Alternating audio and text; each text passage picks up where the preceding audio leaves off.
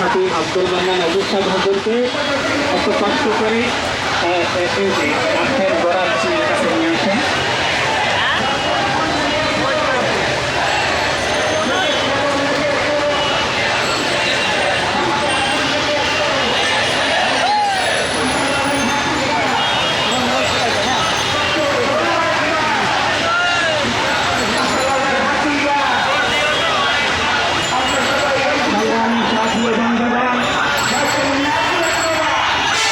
অত্যন্ত দুঃখের সাথে বলতে হয়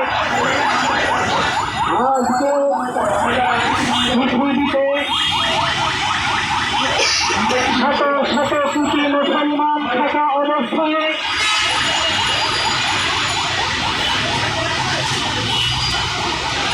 রহমাতুল্লিল আলামিন করলাম দরকারে বরে মদিনা মুসলমানদের পরিচয় টুকরা বিশ্ব নবী মুহাম্মদুর রাসূলুল্লাহ সাল্লাল্লাহু আলাইহি ওয়াসাল্লামের শানে ভারতের কট্টরপন্থী হিন্দুত্ববাদী হিন্দু প্রহরী রামগিরি মহারাজ কর্তৃক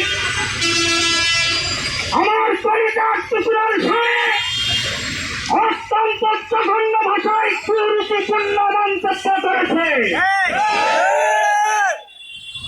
আশ্বাসের বিষয় হল ভারত সরকারের অন্যতম একজন এমপি নীতিশ নারায়ণ রানা প্রকাশ্য জনসম্মুখে এই কুলাঙ্গারকে সমর্থন দিয়েছে।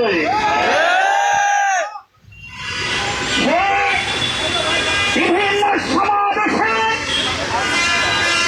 সেই কথাই স্পষ্ট করে বলেছে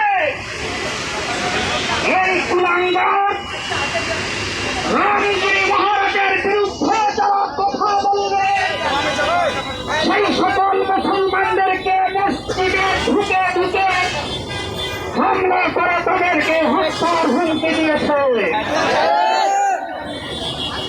দুঃখের সাথে বলতে হয় মহানবী হযরত মুহাম্মদ সাল্লাল্লাহু আলাইহি ওয়াসাল্লামের শানের হেফাজতের জন্য ভারতের কোটি কোটি মুসলমান রাষ্ট্রভাবে আন্দোলন করছে। এই দুই কুলাঙ্গারকে অনতি বিলম্বে গ্রেফতার করে ফাঁসির তাগিদ করা হয়েছে। কিন্তু ভারত সরকার মুসলমানদের মনের এই আকুতি বুঝতে ব্যর্থ হয়েছে। তারা মুসলমানদের কলিজার টুকরা নবীর সম্মান নিয়ে তামাশা শুরু করেছে এবং বিজেপি সরকার এই সকল মহানবীর দুশ্মন কুলাঙ্গারদেরকে প্রত্যক্ষ পরোক্ষভাবে তাদেরকে আশকারা দিয়ে রেখেছে। আমরা আজকে নবী প্রেমিক তাওহীদি ইমানদার মুসলমান যুবক তরুণ বৃদ্ধ কিশোর আজকে বৃষ্টি উপেক্ষা করে এখানে উপস্থিত হয়েছি। আমরা ভারত সরকারকে জানিয়ে দিতে চাই আমাদের সাথে কোন ধরনের অন্যায় হলে আমরা তোমাদেরকে ক্ষমা করতে পারি, কিন্তু পরিবার টুকরা মহানবীর শানে যদি তোমরা বারবার আঘাত দিতে থাকো আমরা মুসলমানরা আর বরদাস্ত করতে পারি না। আমরা ব্যর্থহীন কণ্ঠে বলতে চাই অনতি বিলম্বে এই কুলাঙ্গারদেরকে গ্রেফতার করে মুসলমানদের কলিজার আগুন ঠান্ডা করতে হবে।